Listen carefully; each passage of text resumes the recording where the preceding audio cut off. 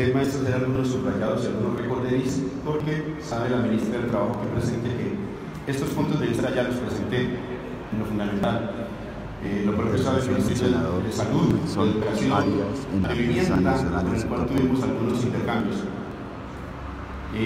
Y seguramente la presentación que hace la parte gubernamental suscitaría amplísimos debates, y yo no pretendo repetir todos los que ya vimos en el Congreso de la República. Sin embargo, sí quisiera llamar para que se conocieran, no en esta instancia, sino en otra oportunidad. La presentación, sin embargo, que se hace, me sugiere a mí, de todas maneras, no circunscribir solamente al tema del trabajo decente, sino a lo que ha sido presentado en 2 o 3 cuestiones.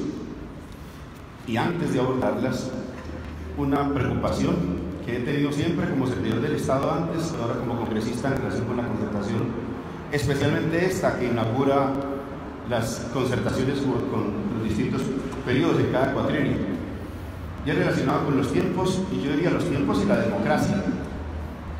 A mí me parece bien que el gobierno haga una presentación de las metas en general y el plan en general. Es que aquí está sentado un sector laboral del país muy importante, que tiene mucho para decir más allá de los aspectos estrictamente laborales, y por eso lo saludo.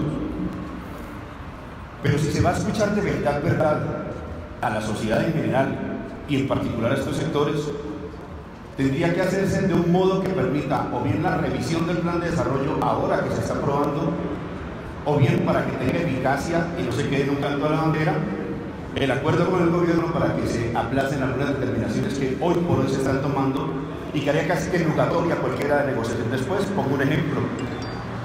Se ha mencionado que las facultades extraordinarias están acotadas, y yo reconozco que la versión segunda del plan, la última, modifica el tema de las facultades extraordinarias. Pero ¿qué le decimos a los servidores del INPEC si se aprueba esto? ¿Qué negociación se sigue después? Porque lo que se aprueba aquí virtualmente lo que dice es que hay una reestructuración drasticísima del INPEC. Va a ser descentralizado y los efectos no solo son laborales sino sociales. Lo menciono aquí a decir, una negociación en serio de los trabajadores del Estado tendría que contemplar estos asuntos y otros, el de salud, que me tiene altísimamente impresionado, la nueva distribución de los recursos de la salud, la conformación de la Comisión de Altísimo Nivel para el Sistema General de Participaciones que se le promete a FECODE, pero que hoy por hoy priva a FECODE y a otros sectores. Pareciera que es una comisión exclusivamente de alto gobierno, que no de alto nivel. ¿Qué le decimos en general a los sectores que dependen de este plan de desarrollo mañana y en los 4 años sucesivos, si es que este gobierno terminará en 4 años? Si es que no nos aparecen con que hay una reforma constitucional que permite un nuevo articulito, y entonces estaríamos hablando ya no de 4 años. Lo menciono porque no son asuntos especulativos. Es decir, aquí tendríamos que decirlo con profunda franqueza, a fin de que el sector laboral y en general los trabajadores que participan de la riqueza social creada tengan el derecho que tienen y que otorga la Constitución, porque de lo que se trata es de eso, de derechos constitucionales muy importantes. Dicho esto sobre el tema de los tiempos, sobre algunas de las metas, saludo que se presenten las metas en su conjunto. No me refiero a todas, me refiero solamente a algunas que me parecen muy importantes. Porque además es verdad, no solamente negociamos trabajo decente y trabajo digno, sino que al negociar estos asuntos también lo hacemos como ciudadanos. Como ciudadanos. La meta de las viviendas, por ejemplo, algunas que recuerdo que le plantean los ministros y que solo me permito recordar. Si se cumplen las 400.000 viviendas, hago notar. ¿Cuánto me gustaría que se discutiera claramente las razones por las cuales se incrementa el valor de la vivienda prioritaria? Se pasa de 70 a 90 salarios mínimos, y el ministro hace una presentación que yo creo que es una presentación inteligente. Está aumentando el precio de la vivienda si negamos la realidad del mercado al momento de establecer la definición de la vivienda prioritaria que tanto le ha servido a los trabajadores. Entonces podemos estar produciendo un efecto perverso, y es negarle a la gente del común tener vivienda más digna. Pero oculta esa definición de conjunto, en mi opinión, se lo digo al gobierno, a ustedes, un hecho también económico que debería ser objeto de profunda discusión. Es que el aumento del precio de la vivienda está muy asociado a 2 factores o 3 muy importantes: la intermediación financiera de una parte, el valor del suelo, para mencionar uno. Porque lo que puede ocurrir después de este plan de desarrollo es que los trabajadores estén viendo la misma vivienda, que es una monedita pequeñita porque no se modifican los parámetros de la vivienda, pero tenga que cargar una mayor porción de su salario para acceder a esa misma vivienda prioritaria, siendo que sigue siendo de las mismas muy precarias calidades. Y todo ello porque en Colombia se controla el salario, pero no se controla el precio del suelo. ¿Por qué? Pues porque los urbanizadores financian campañas electorales y están vinculados al sector financiero íntimamente. De modo que aquí tenemos un debate de intereses muy potentes a propósito de la vivienda. Le decía yo al ministro de Vivienda, esta es una discusión sobre el tema del urbanismo democrático. ¿Le interesa a la clase trabajadora discutir el urbanismo democrático de cómo vive en el sitio de trabajo, el derecho de la ciudad en general, los derechos de los ciudadanos más allá de su puesto de trabajo? Bueno, lo dejo eso en la mesa. Me parece que es muy sugerente lo que aquí se ha dicho. Me alegra que el gobierno presente las metas y se discuta esto. Para los trabajadores rurales, la alternativa del trabajo decente es la agricultura por contrato. Esa misma que dan los globos en Argentina y en el Cono Sur para sembrar la soya y que tiene trabajo decente. Esto parece un juego de palabras. Precarizados absolutamente los trabajadores agrícolas que dejaron de ser campesinos, porque casi que desaparecen los campesinos, los que nos proveen el 60% de la dieta alimentaria, los citadinos, ojo, clase trabajadora, no solo los criterios de solidaridad, sino de interés económico. ¿Quién le sirve en su dieta, apreciado trabajador, aquí en la ciudad? La gran plantación, los ingenios de la calle de azúcar, de palma, el monocultivo. El monocultivo es un destino a la exportación. Los que proveen lo principal de nuestra dieta, la que usted se come todos los días, son los campesinos, más del 60%, y está virtualmente desapareciendo como clase. Y ahora la agricultura por contrato, que es amarrar el interés campesino al interés de ese gran capital. Esto es someter al campesino a un solo proveedor. Esto es lo que está ocurriendo ahora. Esto no es especulativo. Estudien los contratos de Fedepalma, pero también estudien América Latina, estudien Argentina, estudien el Cono Sur. ¿Cómo se establece ese tipo de agricultura? La deforestación interesa a los colombianos trabajadores de deforestación. Me alegra que hayan sido presentadas. Yo particularmente tengo un reparo. Cuando empecé mis debates sobre las tierras baldías de la nación con Juan Camilo Restrepo hace 10 años, le decía yo, doctor Juan Camilo, ahora que ustedes dicen estar ampliando la frontera agrícola colombiana, en esa época hacia el Meta y el Bichada, 2 a 4 millones de hectáreas. En esa época estaban propiciando ya una irrupción enorme y la pérdida de derechos campesinos porque hacen tierras baldías. Ahora han ampliado esa frontera agrícola a la Orinoquía, la han ampliado a los departamentos puerta de la Orinoquía. Yo les digo desde ahora, va a fracasar la meta de deforestación del gobierno. ¿Por qué? Porque esa definición está estimulando en estos momentos los incendios, 10.000 incendios por mes, 75% de deforestación en la Orinoquía, sobre hacer una promesa gubernamental de integrar el mercado. Dejo allí para decir, yo invito a los trabajos a que discutamos de verdad cómo ha sido presentado acá, de conjunto estos asuntos que me parecen pues de la mayor relevancia. Y en materia ya estrictamente laboral, voy a hacer un resumen. Los trabajadores con frecuencia nos dan a los parlamentarios luces antes que nosotros dárselos a ellos sobre esa materia. Espero que nos sigan explicando estos temas. 1. Trabajo decente y futuro decente. Cuando está este plan de desarrollo, vuelve incompatible las pensiones a vejez e invalidez laboral. No se trae a esta mesa por parte del gobierno. ¿Cuál es el impacto? Pero además, ¿cuáles son las razones? Porque se trata de luego de fondos distintos. Los unos a través de un sistema de seguridad social, los otros a través de unos fondos de riesgos laborales. ¿Quién se beneficia de esta tan regresiva determinación que priva a los trabajadores colombianos de ese derecho? ¿Se va a poner sobre la mesa quién se beneficia? Yo sí sé quién se beneficia. De nuevo el sector financiero. De nuevo el sector financiero. Me siento tentado a decir cómo está beneficiado el sector financiero de un hombre, Luis Carlos Sarmiento Angulo, hasta en minería. Se está adecuando en este plan de desarrollo la normativa sobre el régimen de propiedad privada de cierto tipo de minería, de propiedad de las minas, del subsuelo colombiano en manos privadas, y este plan de desarrollo de nuevo favorece a Luis Carlos Sarmiento Angulo y al sector financiero. Entre tanto, de nuevo para favorecerlo, se dice que se elimina la compatibilidad entre la pensión de vejez y la pensión y la invalidez de origen inclusive laboral. Piso mínimo de protección. Hago una observación. Cuando se empezó a legislar de esta manera en Colombia, hace 30 años, varios no teníamos canas, pero ya estábamos sentados en estas mesas. ¿Qué nos decía el gobierno por esa época? Nos decía, todo esto lo hacemos para dar margen a que haya más empleo, y al final, casi que quitándonos derechos se nos beneficiaba y íbamos a salir mejor de la mesa de negociaciones. Eso es lo que nos decían desde esa época. Desde esa época, cada que se deslaboralizaba, cada que se flexibilizaba, cada que perdíamos el sector estructurado de la economía o cualquiera de estas cosas, ¿qué ocurría al final?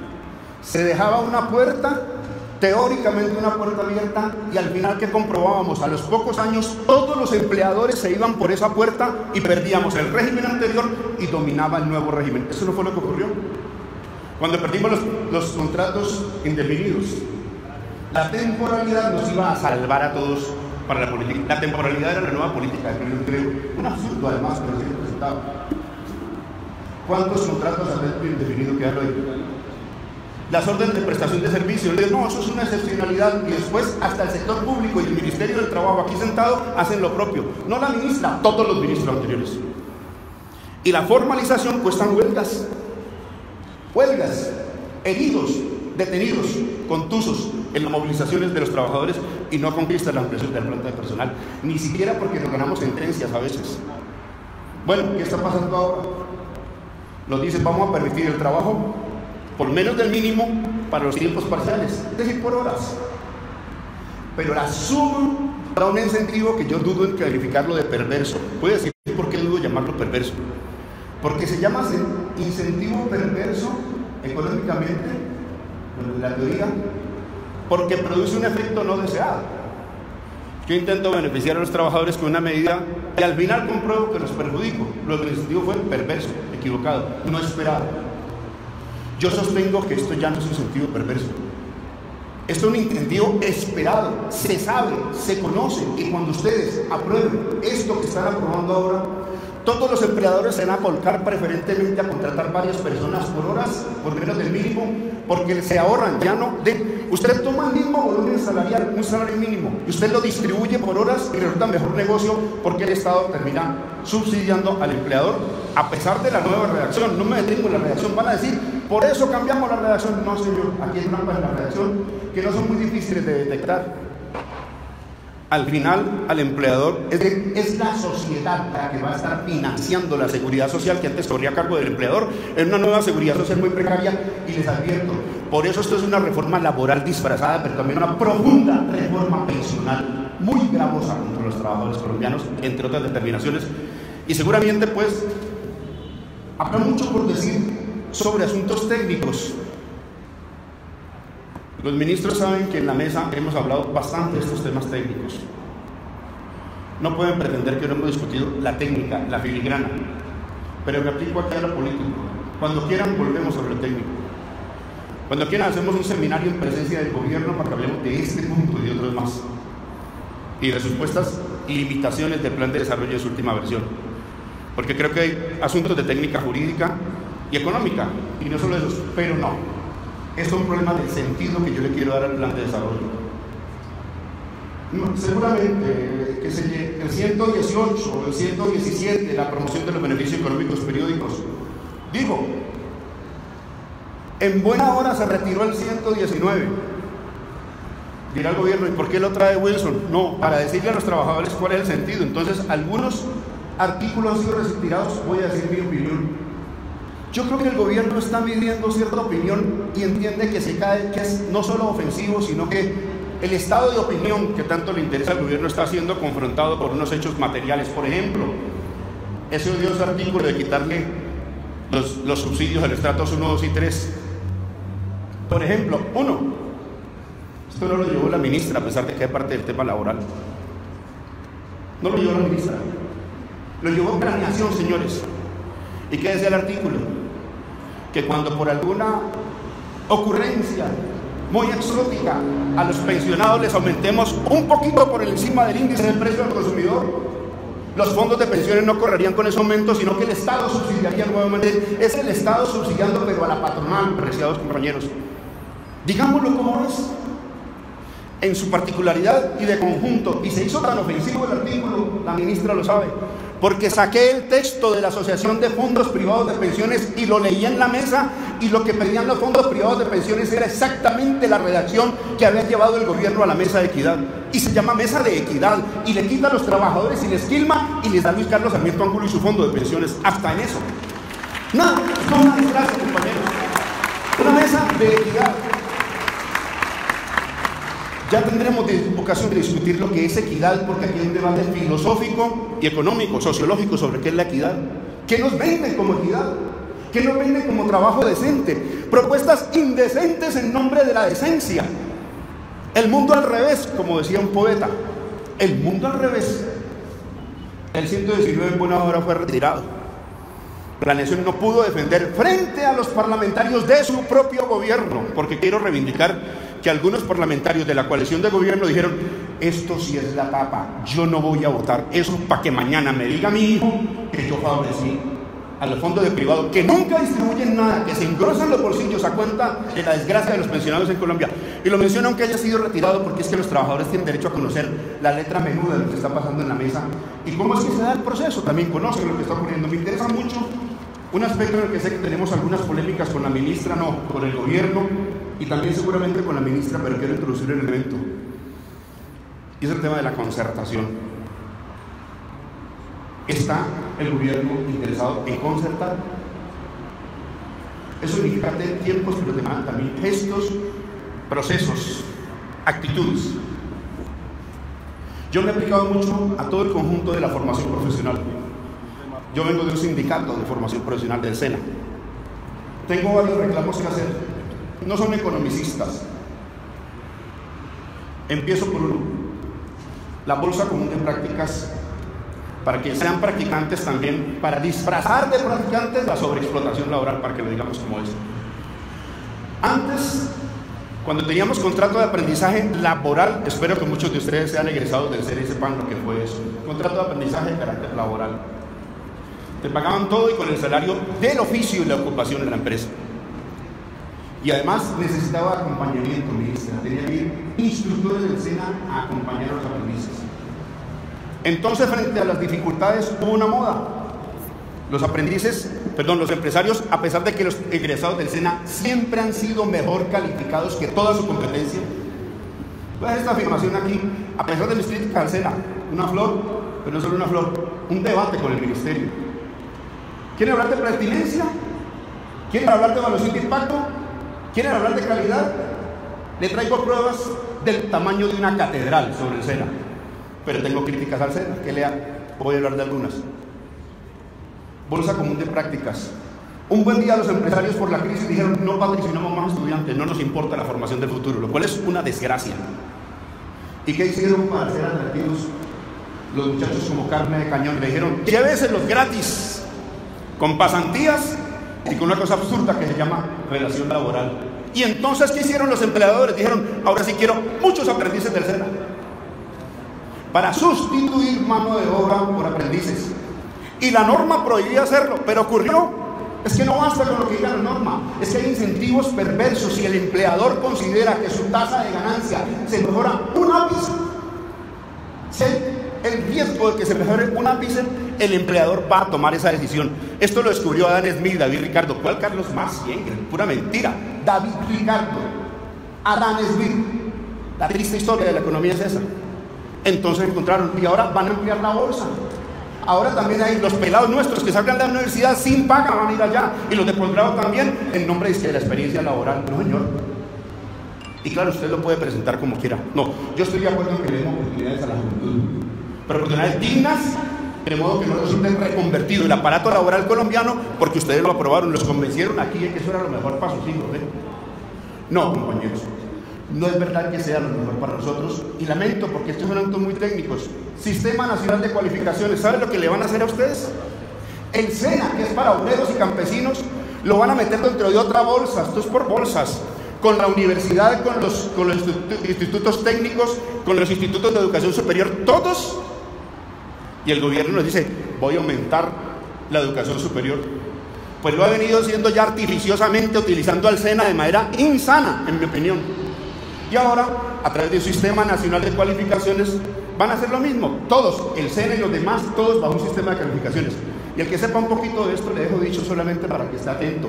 Y a las centrales las insto fraternalmente a que se ocupen de esto. Ole, esto es importantísimo para ustedes, para nosotros.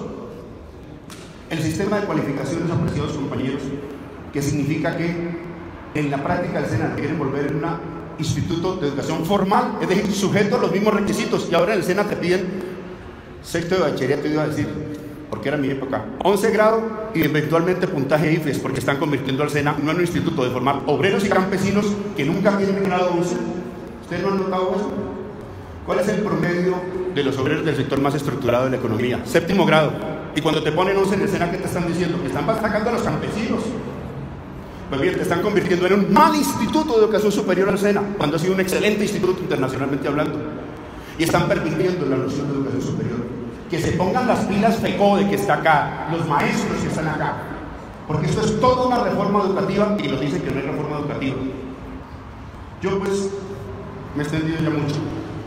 Esto de generar nuevos empleos está por decirlo.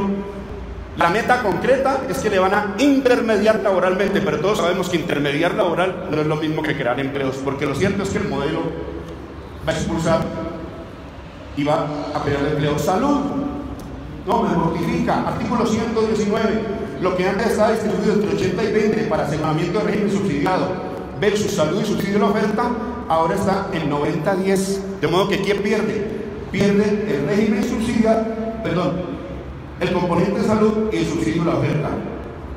Yo llamo la atención sobre este tema, el tema del artículo de punto final del sector de la salud, que se discute con el Ministerio de Salud, pero que los trabajadores tienen mucho por decir sobre esto. Esto es para nosotros, vía salud.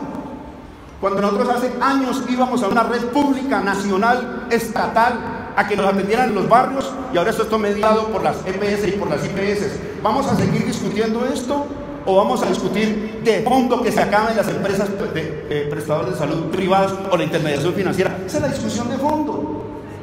Pero yo creo que esto requiere dos partes, y con esto trato de terminar. No, FECODE me mata si no le digo. Sistema General de Participaciones. Estudiantes conquistan cosas sobre el ICETEX, sobre los pasivos de las instituciones de educación superior, sobre la jornada única.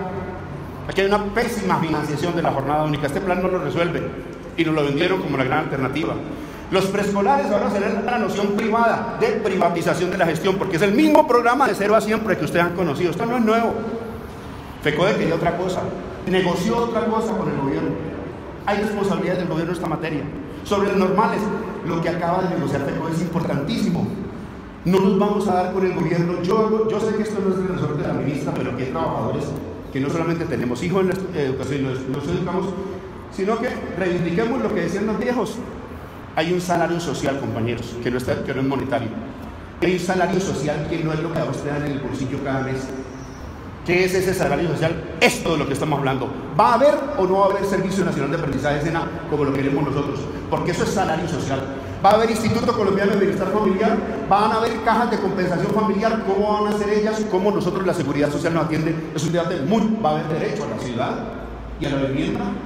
Ese yo creo que es un debate integral muy importante, y creo que los estudiantes de FECODE nos han anunciado cosas importantísimas en ese orden. A mí me da pena, hasta mis compañeros me están haciendo así. Yo concluyo agradeciéndoles a ustedes la invitación y diciendo, debo ir a la comisión, pues a trabajar, porque me pusieron allá a trabajar, de modo que tengo que ir a la comisión cuarta. No, otros son traídos de la costa para que llenen un coro, nosotros nos vamos para ir a asistir y a trabajar. Pero yo creo que la ministra nos puede ayudar mucho para decirle al gobierno. Es que aquí hay un segmento muy importante de la sociedad. Voy a ser infidente. La ministra, con quien hemos tenido diferencias privadamente, me ha dicho, yo le creo, me angustia tratar de buscar acuerdos que beneficien a la mayor cantidad de la gente. Pero yo creo que eso supone jugar un papel de liderazgo muy importante al interior del gobierno. Porque lo que sí quiero decir es que yo sí creo que hay una gran insensibilidad en buena parte del gobierno, y lo digo por los debates que hemos tenido, por lo concreto. Esto no es un prejuicio. La ministra sabe que yo no tengo mayores prejuicios para hablar de estas cosas. Con ella me he sentado en muy buenos términos, Le he dicho cosas muy importantes que sé que ella ha tomado nota con toda responsabilidad. Uno, que ya no me puedo guardar más.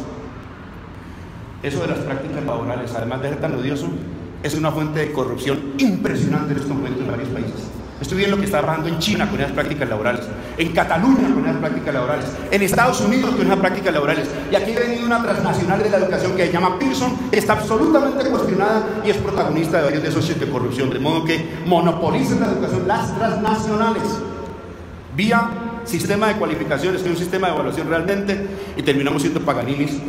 Yo digo, ministra, terminamos siendo paganinis. Nosotros los trabajadores, pero también el gobierno. En América Latina privatizaron los SENAs. Ustedes se acuerdan cuando salvaron el SENA, ¿no? 1990-92. Privatizaron todos los SENAs de América Latina. Hoy el único que queda es el de Colombia y el Brasil, que también es estatal. El Brasil por otras razones. Y muchos países de América Latina han intentado reconstruir la institución de formación profesional tipo SENA y no han podido.